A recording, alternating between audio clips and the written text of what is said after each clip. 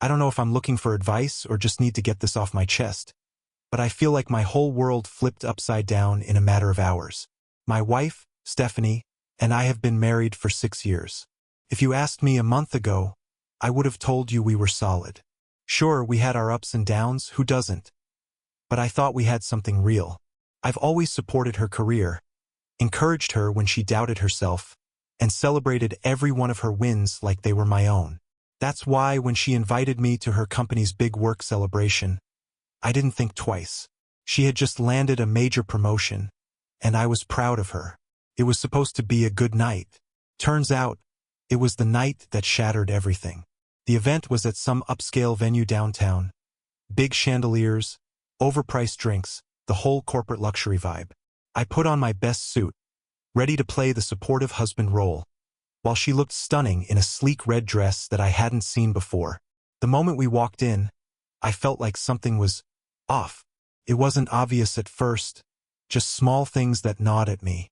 The way she kept glancing around the room, how she clutched her phone like it was her lifeline, how certain coworkers, particularly the men, would glance at me, then look away like they knew something I didn't.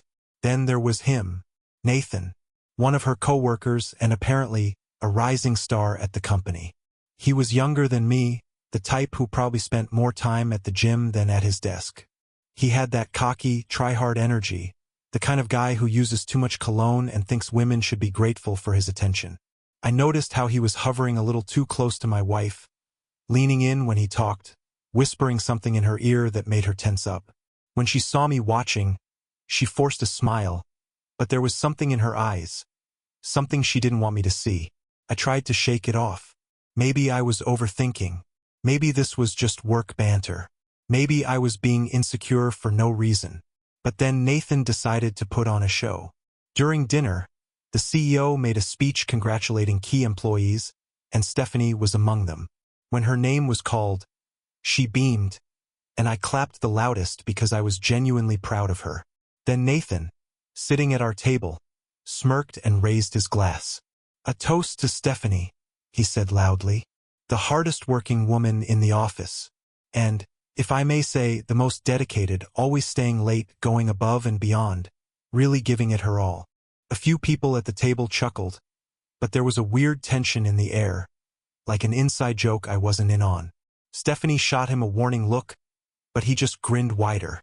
I didn't like the way he said it, the way his eyes flicked to mine, gauging my reaction. So I played along. "Yeah," I said, smiling. "She's always been dedicated. It's one of the things I love about her."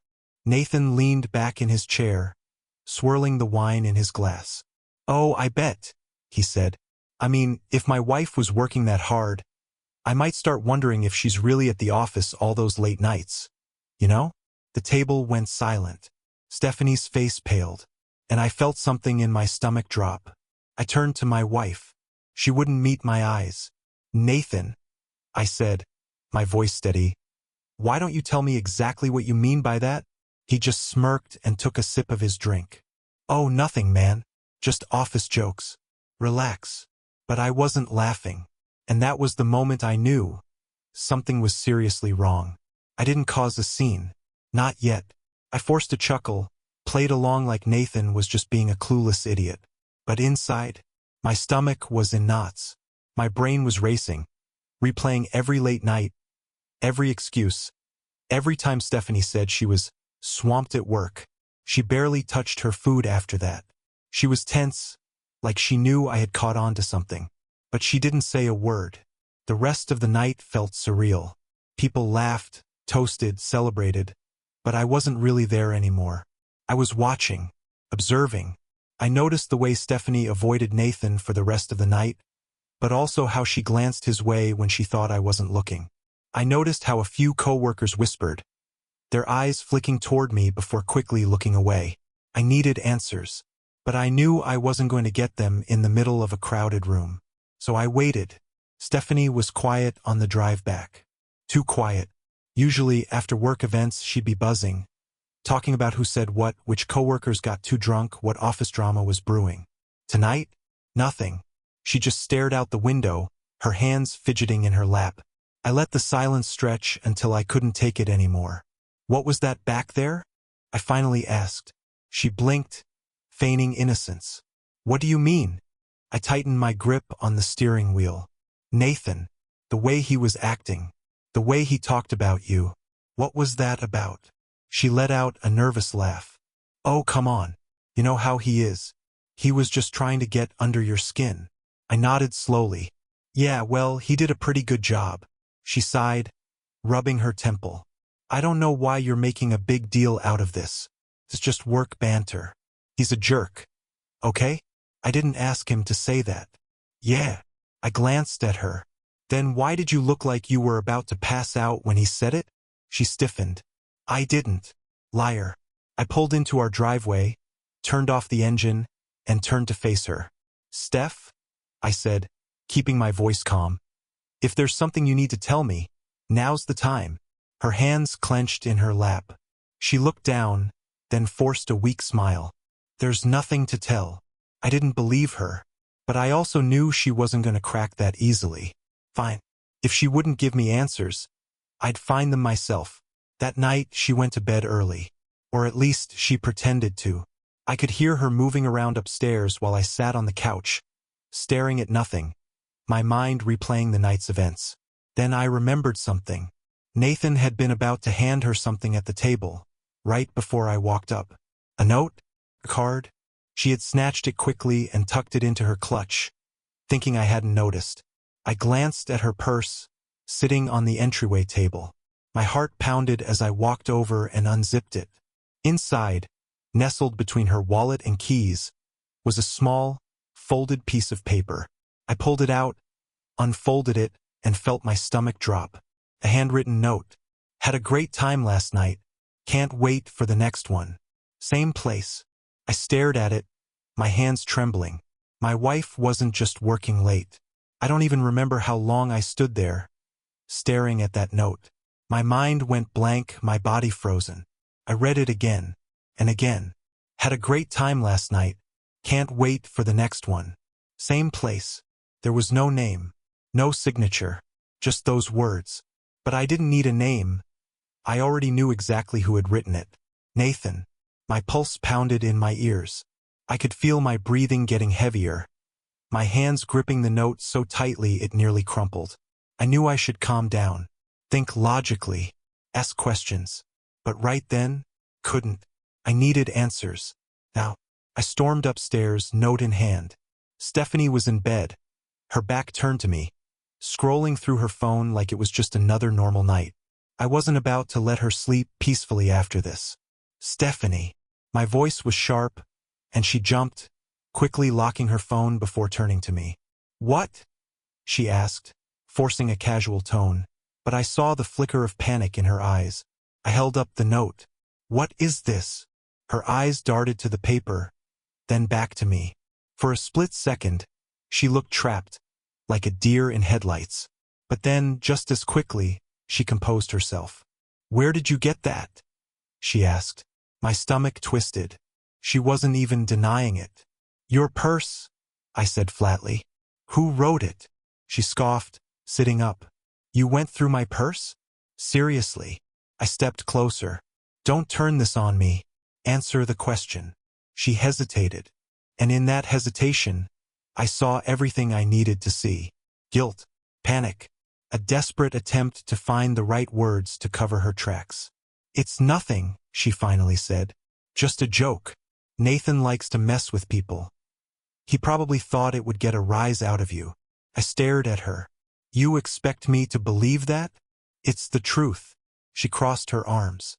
You're making something out of nothing. I let out a bitter laugh. Nothing? So you're telling me this note means nothing? That you haven't been sneaking around with him? That all those late nights at the office were real? She opened her mouth, but no words came out. That silence? It was louder than any confession. You should have just told me, I said, my voice cold. If you wanted out, you should have just said it. Tears welled in her eyes, but I didn't care. Not anymore. I wasn't going to let her gaslight me. I wasn't going to beg for the truth. Because now, I was done playing nice. Stephanie stared at me, her mouth opening and closing like she was searching for the right words. But there were no right words, not anymore. I held up the note again. You can't talk your way out of this. I want the truth. Now. She swallowed hard, then let out a sharp breath. Fine, she said, her voice shaking. Yes, Nathan and I have gotten close, but it's not what you think. I clenched my jaw. Then what is it? She hesitated. We talk. We vent. Sometimes we grab dinner after work. That's all. I let out a bitter laugh. That's all? You expect me to believe that? She rubbed her forehead. I don't know what you want me to say. Things haven't been great between us lately, and I cut her off. Don't try to blame this on me. She shook her head. I'm not. I didn't mean for this to happen. So it did happen. Her silence told me everything. I felt something deep inside me crack. The trust, the memories, the life we built. It all crumbled in that moment. You let me sit there tonight, I said slowly, smiling, supporting you, while he looked me in the eye and humiliated me in front of everyone. It wasn't like that, she whispered. Then tell me what it was like. I shot back. She looked down. I made a mistake, like she had tripped and fallen into his arms, like it was something that just happened instead of a choice she made over and over again. I nodded, my whole body numb. You know what? I don't even care about the details anymore. Stephanie's eyes widened. Wait, what do you mean? I exhaled slowly. I mean, I'm done. Her breath hitched. You're not even going to fight for this? I let out a hollow laugh. Fight? I was fighting Stephanie. I fought for us every single day while you were out venting with him. Tears spilled down her face. I don't want to lose you. I looked at her, really looked at her, and saw her for what she was. Someone who wasn't sorry for what she did. Only sorry she got caught. You already did, I said, turning toward the door.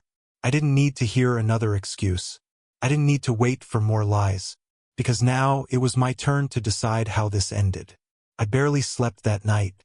Stephanie had cried, pleaded, tried to pull me back into some twisted version of reality where what she did wasn't as bad as it seemed. But I wasn't buying it. At some point, she gave up and fell asleep. I stayed awake, staring at the ceiling, my mind racing. I could have left right then and there, packed a bag, walked out, and never looked back. But that wasn't enough. Nathan had humiliated me in front of a room full of people. He had smirked at me, knowing exactly what he'd done. Stephanie had sat beside me, acting like nothing was wrong. No, walking away wasn't enough. I wanted them both to feel it, to understand what it was like to be blindsided, to have the ground ripped out from under them. And I knew exactly how to do it.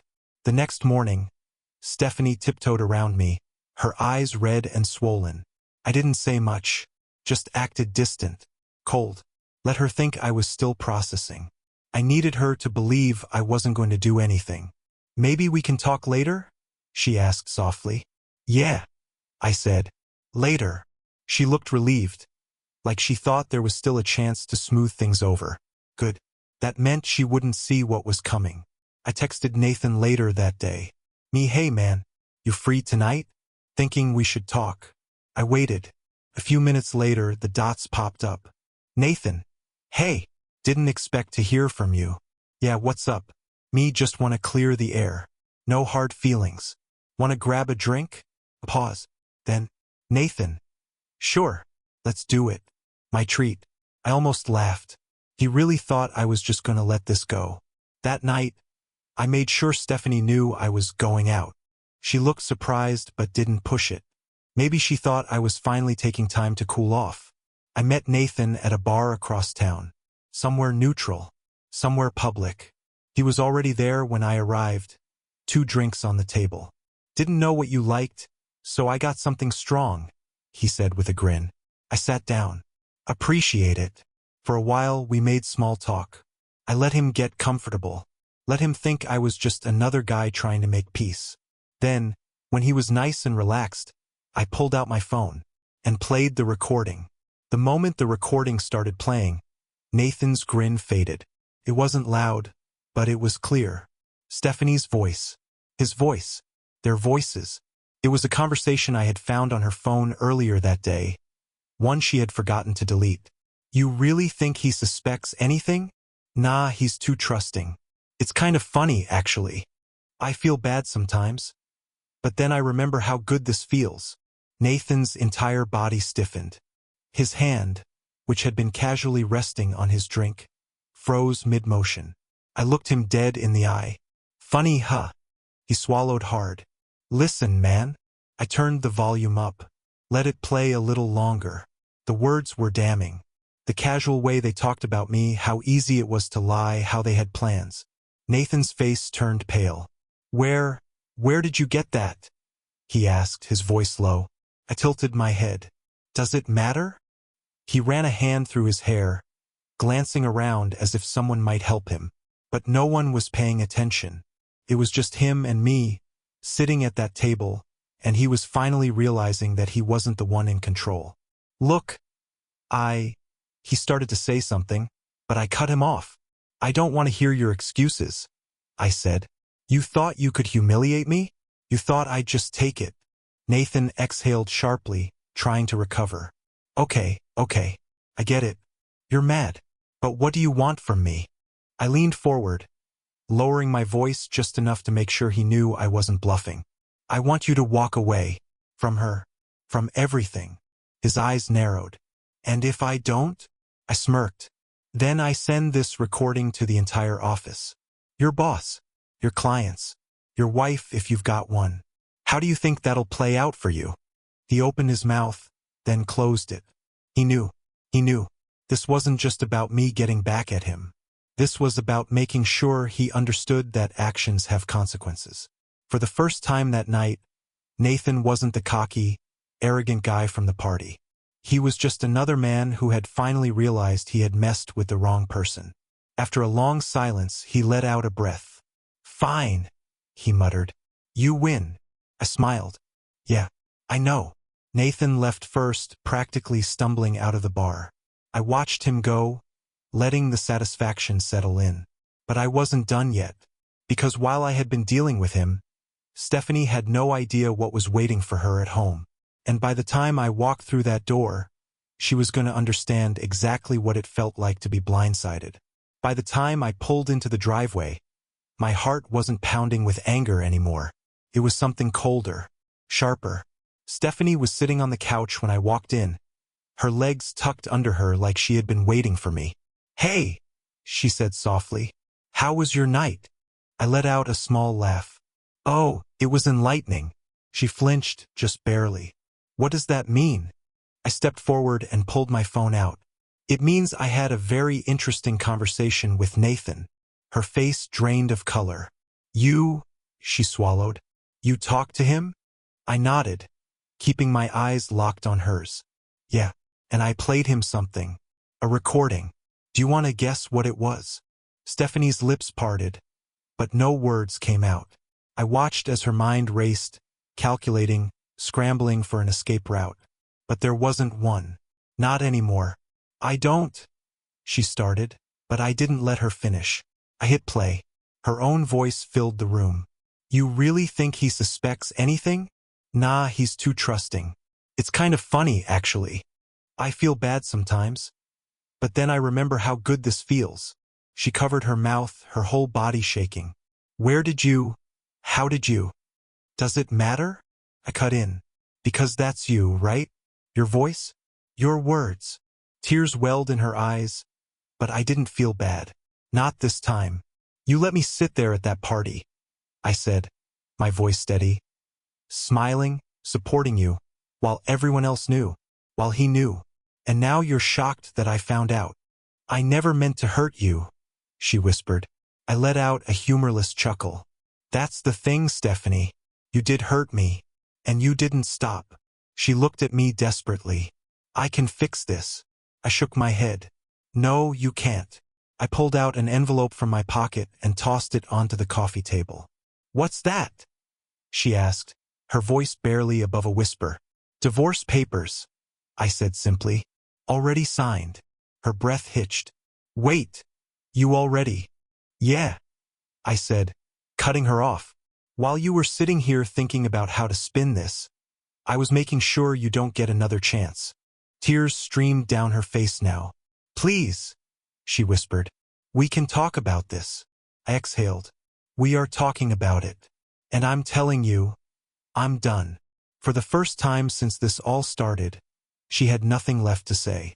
She just sat there, staring at the envelope, realizing that this was real, that she hadn't just lost me. She had lost everything. Stephanie didn't move. She didn't touch the envelope. She just sat there, her eyes locked on it like if she stared hard enough, it might disappear. It doesn't have to be like this, she finally said, her voice small. I let out a slow breath. But it does. She shook her head, wiping at her face. I made a mistake. I leaned against the wall, arms crossed. A mistake is forgetting to pick up milk from the store. A mistake is accidentally double-booking plans. What you did, that was a choice.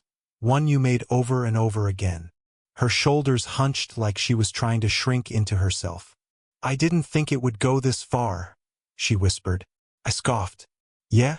Well, neither did I. For a moment, neither of us spoke. The air between us felt heavier than it ever had before. Then, finally, she reached for the envelope. Her hands trembled as she picked it up, flipping through the pages. You already had these drawn up, she murmured. Yeah, I said. I wasn't going to give you time to talk me out of it. She sniffled, her fingers gripping the papers tightly. Do you really hate me that much? I exhaled. I don't hate you, Stephanie. That would mean I still care enough to feel something. Her breath caught, and for the first time I saw it hit her.